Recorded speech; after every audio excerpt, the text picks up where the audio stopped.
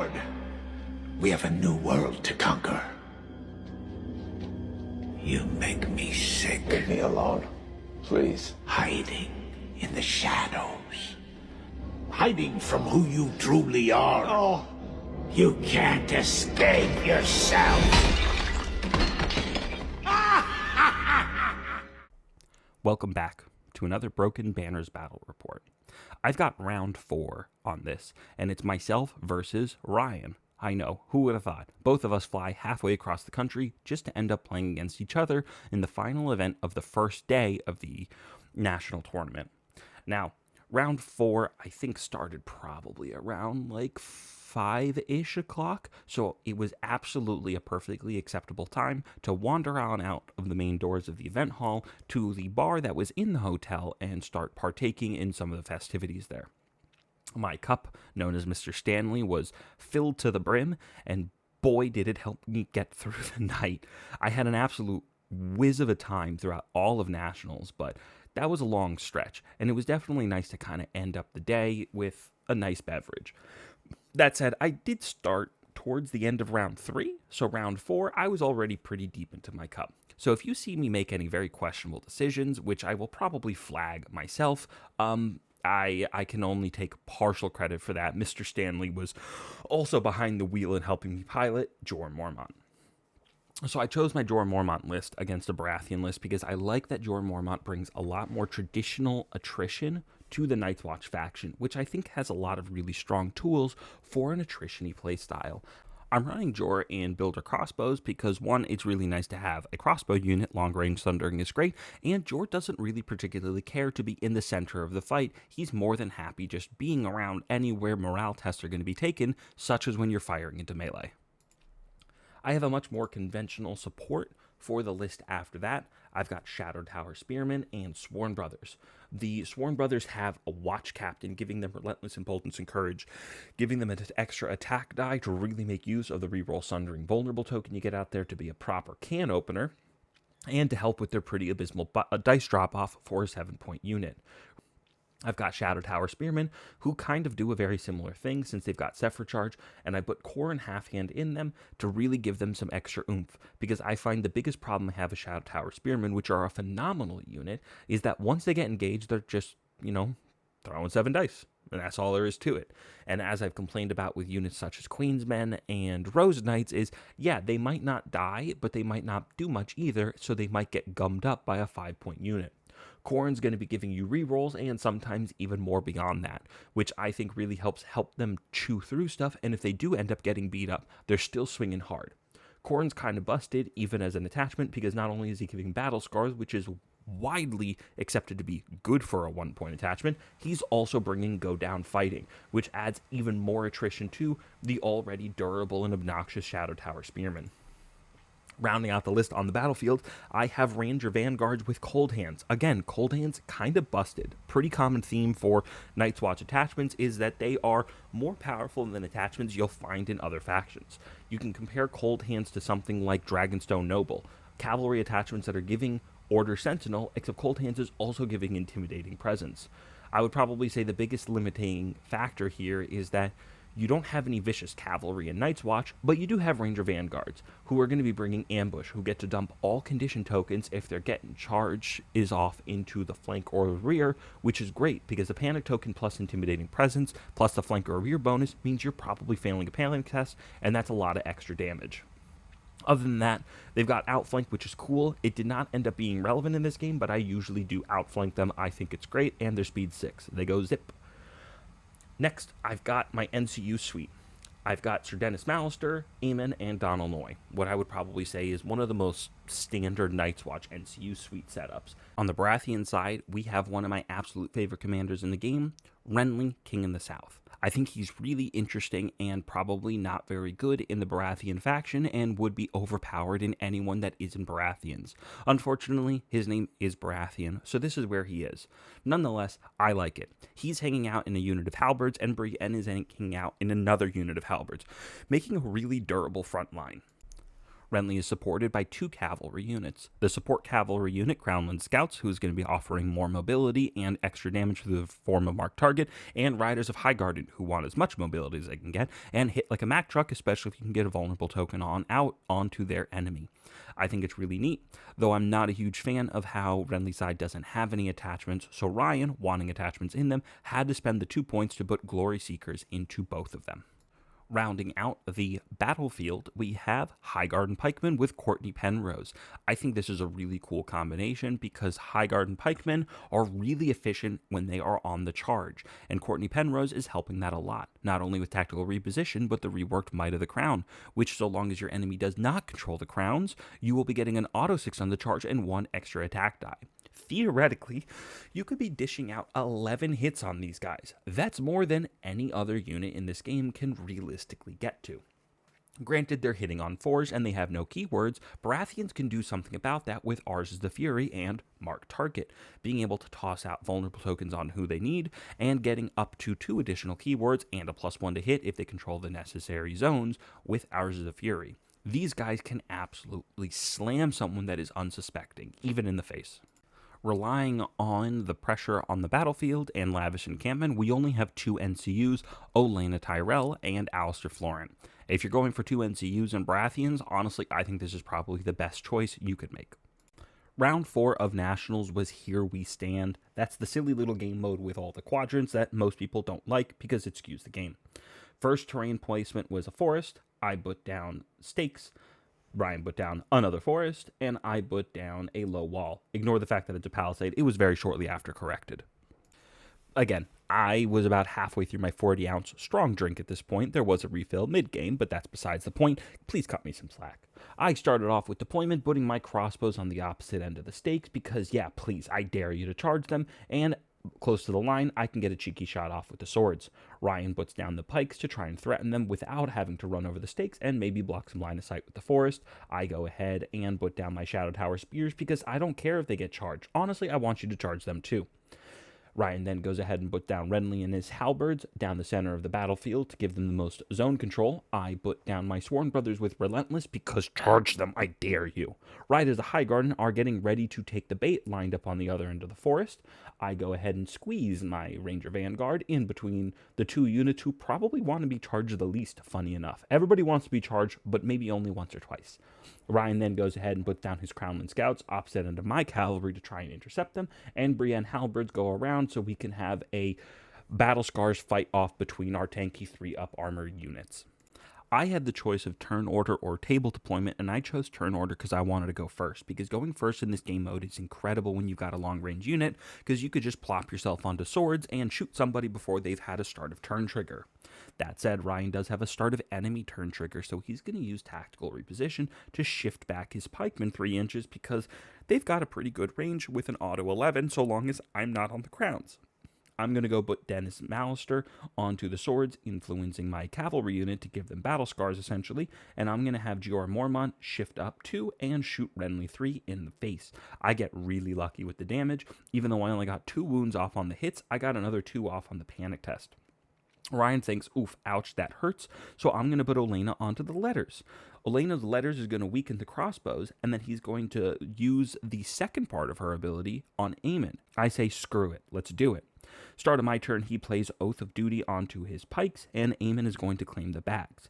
My horses get hit with 1 hit and a weaken token. They do take the wound, but Aemon heals that wound right back on off with his own ability, and then I'm going to use the bags on Jeor to get rid of that weaken token. Ryan then puts Alistair onto the horses to try and get himself into a better position.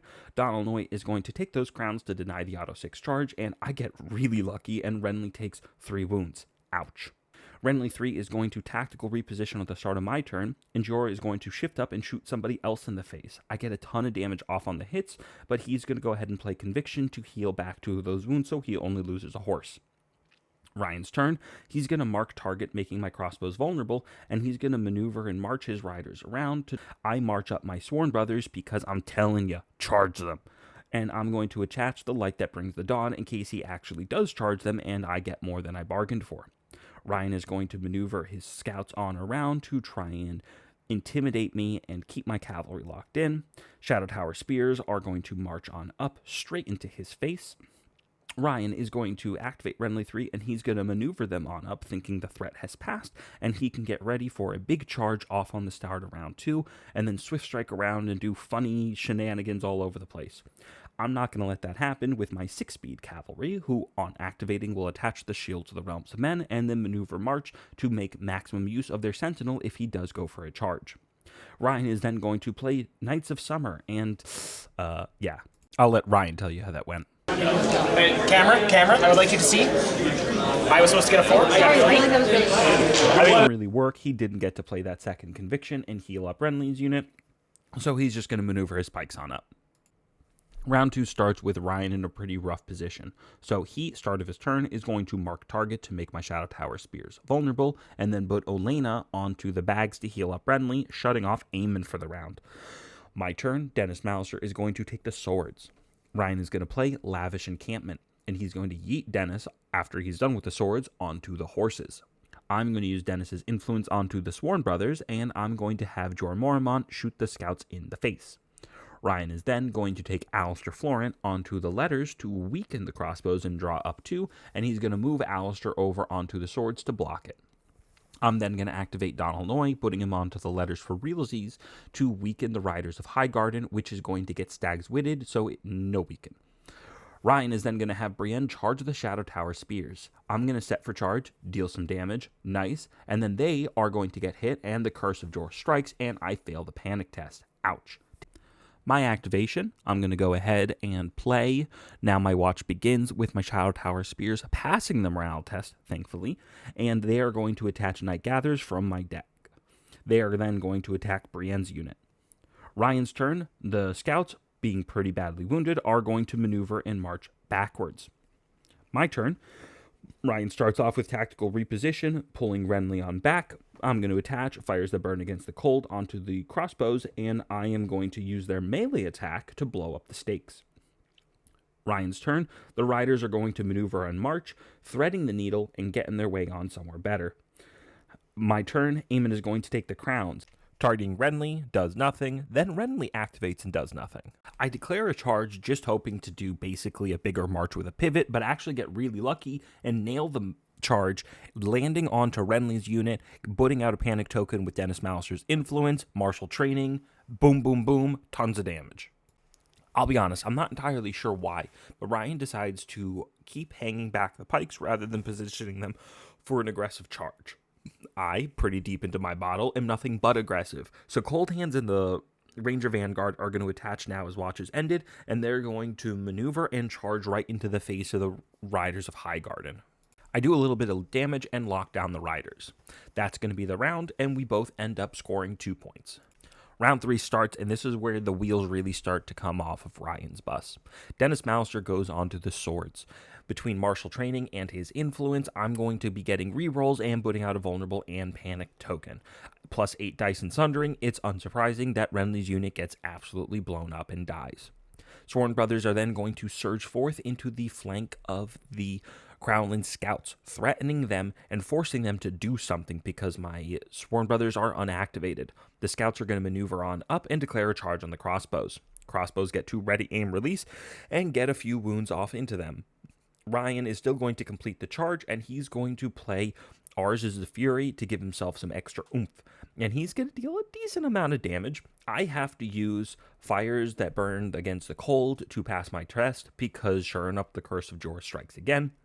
And then I'm going to heal most of that damage that I just took back up with Stay at Your Post. My turn, Ryan's going to go ahead and use Tactical Reposition. I, however, am going to attach Watcher on the Wall onto my Sworn Brothers, giving them not only +1 movement speed, but also charge rerolls, which is essential here because it's necessary for them to nail the charge on into the pikes. They get it, and they deal a whopping 7 wounds. But now my Sworn Brothers are locked down. Ryan goes ahead and activates Olenna, putting her onto the horses and hosing Donal, shutting down his abilities for the round, and he is going to use that to retreat the pikes. My turn, I'm going to put Donal onto the crowns, zapping the pikes and getting through another lucky 3 wounds. Ryan's turn, he's going to put Alistair onto the bags and then swapping him over to the crowns to essentially undo the crown zap that I just put on him. My turn, I'm going to activate the Vanguard, attaching light that burns against the dawn, and slap the riders for a few more wounds. They have stubborn tenacity, so when they pass the morale test, I take a wound. Ow. Ryan's turn. The pikes are finally going to do pike things, and they are going to charge. Perseverance and Valor will heal them up a wound, and yeah, there it is. There's the damage. Between their charge bonus and the extra dice they're getting, they punch through an absolute metric butt ton of damage, and they actually get the charge bonus because I am engaged with another enemy. My turn. Eamon's going to go on to the letters. He is going to put a vulnerable token out onto the remaining unit of halberds, and I'm going to heal up my crossbows a little bit. Ryan's turn. The halberds are going to slap on into my unit. Night Gathers pokes them a little bit, but I still take a substantial amount of damage. What the hell? My turn. I'm going to play Now My Watch Begins again to attach Night Gathers onto the crossbows. I'm then going to play Live and Die at my post off of the morale test that they succeeded, so I just dump a bunch of cards, putting out some vulnerable tokens and ensuring that Jeor cannot die to a panic test. I then have him retreat and get out of there. Ryan's turn. The riders are going to go ahead and retreat and make a substantial amount of distance. I've already activated my Vanguard, so I can't chase them down, and Jeor is now looking a little scared. My last activation, Shadow Tower Spear Slap, and with the Corn giving them the battle scars, actually punch through a ton of damage and kill the halberds in a fortunate twist of fate for me and an unfortunate twist of fate for Ryan. Shadow Tower Spears score me a point and then surge forth to get in towards the action. And to explain how this next round goes, I really need you guys to understand that I was just about done with Mr. Stanley at this time, and the scoreboard looks a lot tighter than what the game is, and that's what I was kind of fixated on, and the fact that everyone's collapsing on Jeor, so I'm going to use the in-game audio so you guys can understand my decisions going forward. Boys and two kids. Good. Never have a proper funeral. It's great. I'm here for it. Don't do it. Don't measure him. Put your brother Wait a minute. No. Wait. No. Don't roll that dice. Don't roll that dice. You can't take it. Not that one. All the dice to roll. I gotta get some really doesn't I hope this stays in the video. No! Leave him alone! He's never done anything to anybody! Yeah, I didn't comprehend that between Live and Die at your post, stand your ground, and everything else Jeor had going on, I couldn't actually die to this charge. But I was really scared, especially when the Ars of Fury popped off and I got charged in the flank. I did pass the morale test at the end and played Stay at Your Post off of Jeor to heal on up. Cold Hands is going to go ahead and activate to maneuver and charge on into the flank of the scouts, blowing them up and surging forth.